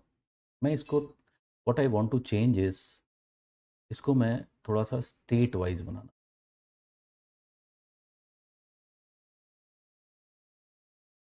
ठीक है, तो स्टेट वाइज मुझे जो लगता है, क्योंकि मेरे पास इसके अपने टाइम में मैंने कुछ नोट्स बनाए थे, तो मैं सोच रहा हूँ कि नोट्स पे थोड़ा सा वर्क करके ऐड करके कंटेम्प्रेरी कुछ चीज़ें जो हैं, I just make it like a mapping class. तो इफ़ यू टॉक अबाउट, इसमें क्या होगा, डेफिनेटली इसमें थोड़ा सा बेटर मेमोराइजेशन हो जाता है। ठीक है, इससे और क्या फ़ायदे होंगे हमें मेमोराइजेशन के साथ साथ, it will also be a kind of, it will fill that geographical जो गैप है तुम लोगों की पढ़ाई में, क्योंकि तुम लोगों का कोई ज्योग्राफी का बैकग्राउंड नहीं है ज़्यादातर का। तो जब तुम आंसर्स लिखते हो तो तुम्हारे पास बहुत सारा, अगर मैं बोलूँ तो ज्योग्राफी नहीं है तुम्हारे पास लिखने के लिए, ज्योग्राफिकल फैक्ट्स, ज्योग्राफिकल जो सिचुएशंस हैं वो लिखने के लिए नहीं है। ठीक है, तो वो एक जो ज्योग्राफिकल प्लस रीजनल गैप जो है वो फिल अप हो जाएगा, and this is very important for writing good case studies. You will ultimately, अगर ये चीज़ तुम्हारा स्ट्रांग है, तो तुम देखोगे कि तुम खुद से केस स्टडी बना दोगे एग्जाम। ठीक है, एग्जाम्पल्स बहुत सारे मिलते हैं, केस स्टडीज बहुत सारे मिलती हैं,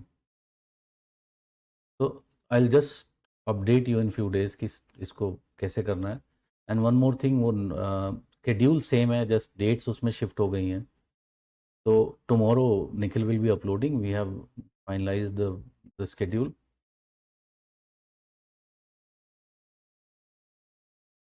ठीक है, okay. Relationship between sea ports and regional development.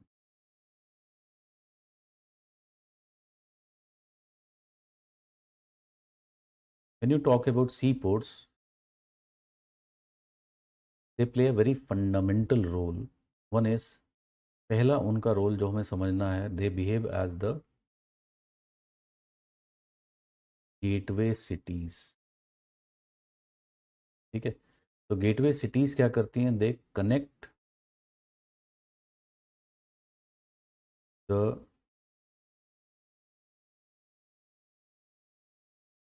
Country और region to rest of the world.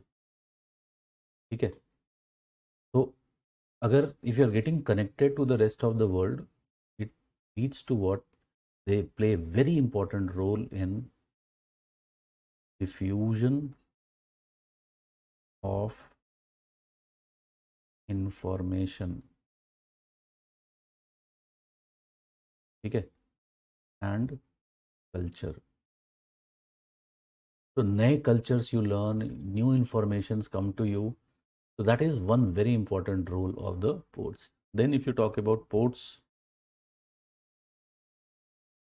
as you can understand, second very important role is with respect to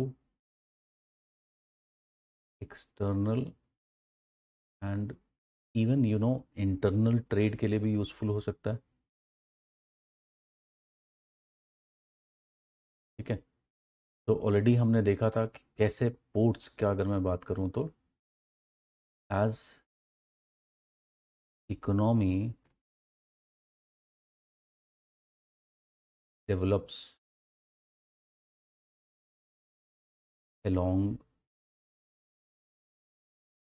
the stages of growth, have we seen that the significance of ports increases? ठीक है।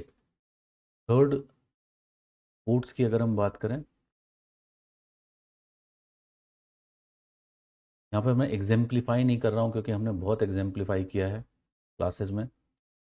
तो you know कि how many type of things India is importing exporting, so you can all talk about, exemplify कर सकते हो कैसे वो economic development of India के लिए बहुत इंपॉर्टेंट है। Like India is now reaching to a level of drive towards maturity की तरफ जा रहा है। ठीक है, वहाँ पहुँच गया है। तो अब हम we have become important exporter of finished goods, like for example if you talk about automobile हमने बात किया है, फार्मास्यूटिकल्स हमने बात किया है। ठीक है। Then third, if you talk about the ports, they are also very important. They lead to terminal type of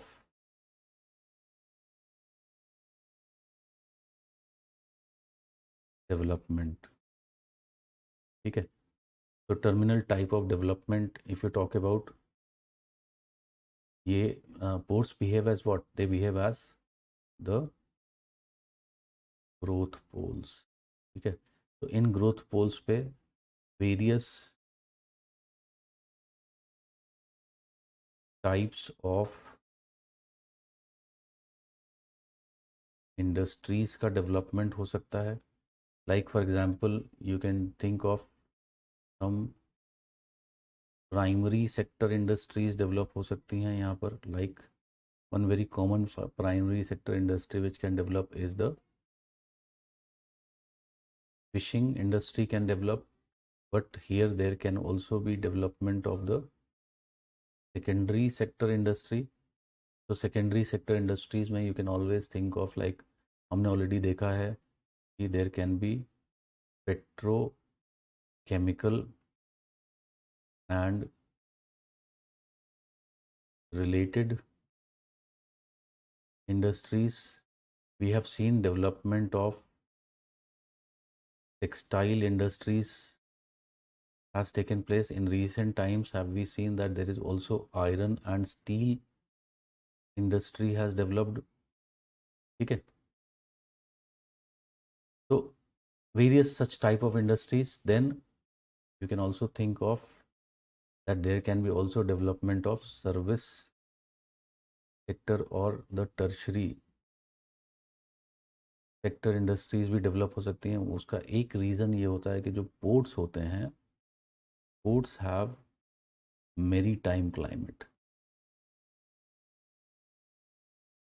ठीक है। विच यू नो कि मेरी टाइम क्लाइमेट ना बहुत गर्म होगा ना बहुत ठंडा होगा। तो again it facilitates development of various type of service industries.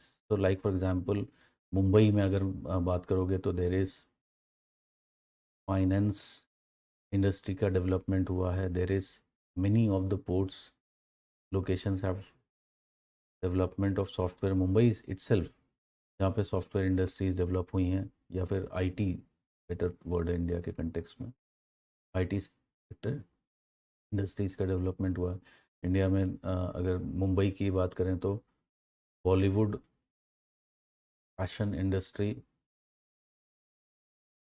ठीक है। तो again that is basically the case of how there is linkage between sea ports and the development. I hope it is clear. Raj, mapping की class के बारे में बताया ना। I just update you, give me 1 week. I am already thinking of कि उसको कैसे करना है, बिकॉज मैपिंग की जो पुरानी क्लासेस है मैं उसको अपडेट करना चाहता हूँ, उसको थोड़ा सा चेंज करना चाहता हूँ, स्टेट वाइज करना चाहता हूँ। अभी जो क्लासेस हैं वो टॉपिक वाइज हैं, लाइक फॉर एग्जांपल लेक्स आ गया तो बहुत सारी लेक्स हैं, फिर रिवर्स आ गई तो बहुत सारे रिवर्स हैं, फिर उसके बाद माउंटेन्स आ गया तो माउंटेन्स, पीक्स, पासेस, ठीक है, national parks, religious places, like this it is there in sequence में है, but I want to convert it to state wise. देखते हैं, मेरे को टाइम नहीं मिलेगा अगर, तो फिर मैं उन्हीं क्लासेस को अपडेट कर दूंगा, ठीक है।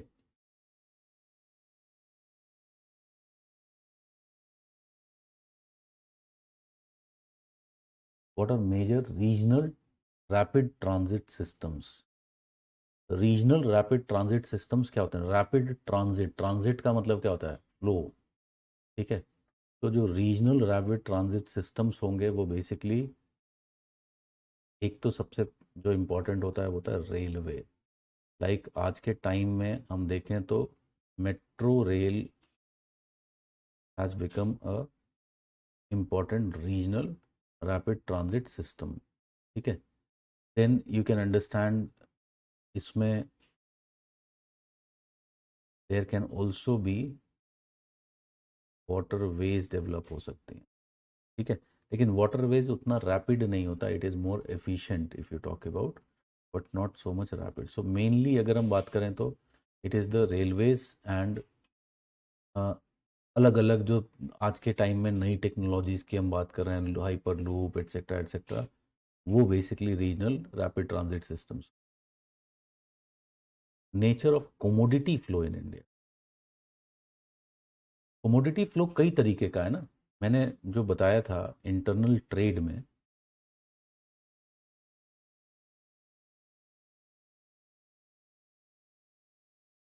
Yes, Mumbai local trains can also be considered under regional rapid transit systems.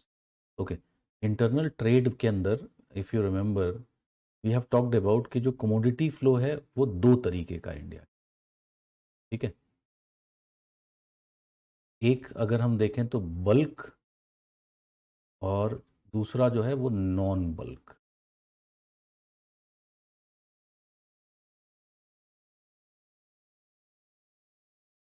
तो if you talk about bulk में जो कमोडिटी फ्लो है, इट इज़ प्राइमरली इंडिया में कौन से होते हैं?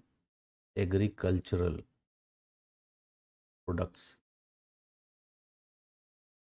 Like for example, if you talk about rice is one of the very important agricultural product which is transported in, which is ultimately traded in India. Others like for example, wheat is another agricultural product which is growing in India. If you talk about sugar, is another such kind of agricultural product. So these are some of the bulk products which are being transported. And if you talk about other important bulk products are the minerals. Minerals में भी कि there is, if you talk about, most important is coal, क्योंकि thermal power plants India में they are located at different locations, ठीक है। And if you talk about ये thermal power plants को कोल की ज़रूरत होती है। इंडिया में कोल हमने देखा है कि कुछ ही जगह पर है, ठीक है। तो others like for example we have already seen कि कई जगह पर if you talk about iron and steel industries are located जहाँ पर आयरन और नहीं है। तो if you talk about other very important is the iron ore, ठीक है। इसी तरह से another one is the oxide, ठीक है। These are some of the bulk commodities which are being transported in India, ठीक है। That is basically one type of commodity flow. और अगर हम इसमें देखें तो जो ये कमोडिटी फ्लो है, ठीक है, it is the dominant mode of transportation is the railway, is the dominant mode of transportation for, to in some regional point of view से, ठीक है। लाइक हमने देखा जूट के लिए waterway in the Hooghly, but this is only regional, not India के context में हम नहीं बोल सकते, ठीक है। नॉन बल्क, ठीक है, तो again it is very scattered. और इसमें अगर हम बात करें तो most important role is played by the roadways, ठीक है। आज के टाइम में there is, if you talk about, there is also emergence of the airways. Like for example, हमने एक एग्जांपल में दूं तो एपीआईज की बात की थी, एडवांस्ड फार्मास्यूटिकल इंग्रेडिएंट्स। तो एपीआईज हल्के होते हैं, दे आर लाइटर, ठीक है, तो they can be also transported through the airways. I hope it is clear.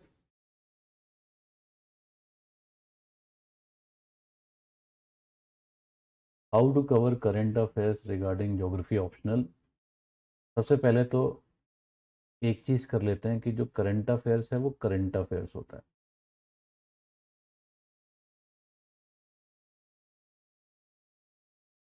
ठीक है।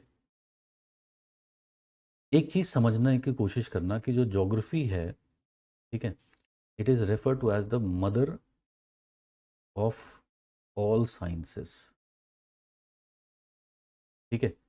तो ज्योग्राफी में हम सब कुछ पढ़ते हैं, यू नो कि ज्योग्राफी में there is physical, human, economic, cultural, सब कुछ, हमें सब कुछ आता है, ठीक है। यानी कि जो करंट अफेयर्स तुम जीएस के पॉइंट ऑफ व्यू से भी पढ़ रहे हो, ठीक है, वो करंट अफेयर्स तुम ज्योग्राफी में यूज कर सकते हो। Just when you are reading it, you have to think it from the perspective कि ये मेरे कौन से टॉपिक से रिलेटेड है, ठीक है। तो वेरी इंपॉर्टेंट थिंग इज कि जब तुम करंट अफेयर्स पढ़ रहे हो, फॉर जनरल जीएस के लिए भी जब पढ़ रहे हो, ऑलवेज कीप थिंकिंग कि which optional topic it is related, ठीक है।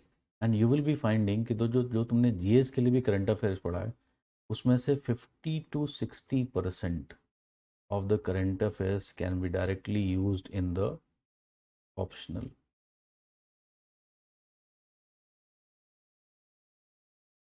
बट वो लिंकेज हमें स्टार्टिंग में ही बनाना पड़ेगा। और इसके लिए what is the most needed thing, first step if you talk about is topics of the syllabus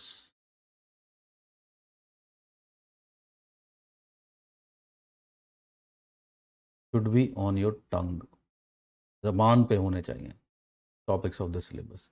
मैं गारंटी दे सकता हूं कि अभी मैं अगर तुम लोगों को सामने खड़ा करूं और पूछने लगूं कि भैया सिलेबस के टॉपिक्स के नाम बताओ, तुम लोगों में से 95% जो होंगे, उससे भी ज़्यादा हो सकता है ये 100 भी नंबर हो, बता नहीं पाओगे टॉपिक्स ऑफ सिलेबस, ठीक है। अब एक साथ टॉपिक ऑफ सिलेबस नहीं याद होता है, but we have to keep looking at the syllabus, we have to keep, like for example अगर सपोज एग्रीकल्चर है और एग्रीकल्चर की न्यूज़ आ गई, तो मैं वापस घूम वर्क के सिलेबस को सामने रखा है, देख लिया कि अच्छा ये टॉपिक तो है सिलेबस में, तो उस तरह से याद भी हो जाएगा सिलेबस। सिलेबस याद करना बहुत ज़रूरी है, ठीक है। ठीक है यार, आज के लिए बंद करते हैं।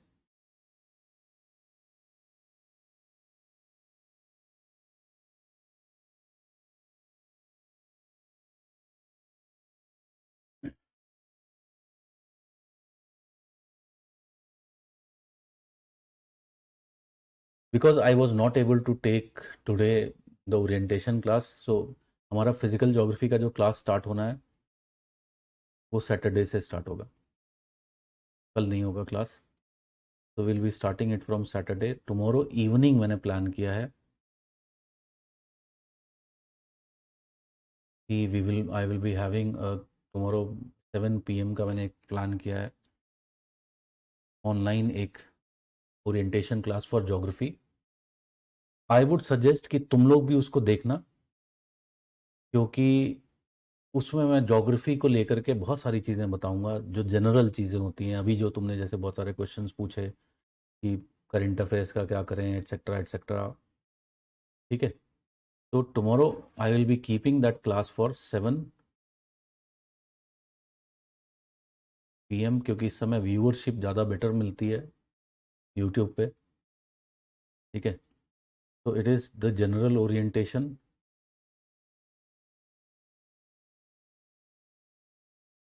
एंड फिर सैटरडे को एक, सैटरडे एंड संडे दोनों दिन में 2 क्लासें लूँगा ऑन फिजिकल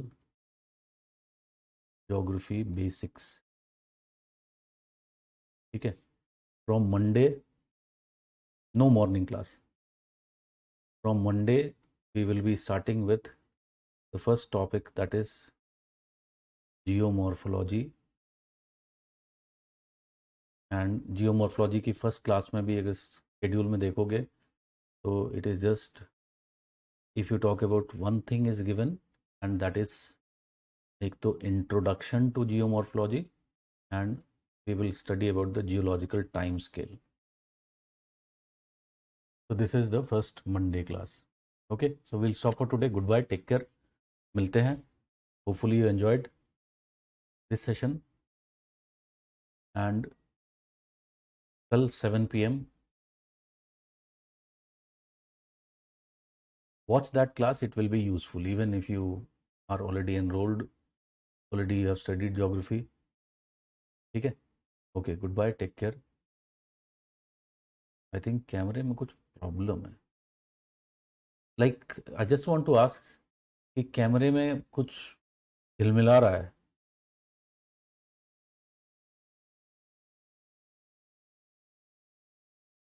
सेटिंग्स में I think there is some issue.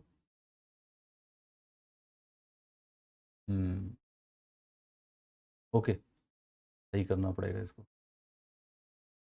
Otherwise this is very comfortable setting for me. मैंने अपने घर में ही एक स्टूडियो बना लिया है अब, and is very comfortable setting for me. Lighting वाइटिंग सब ठीक कर दिया है. And actually really I enjoy taking class from here. Okay, thank you. Good night, take care.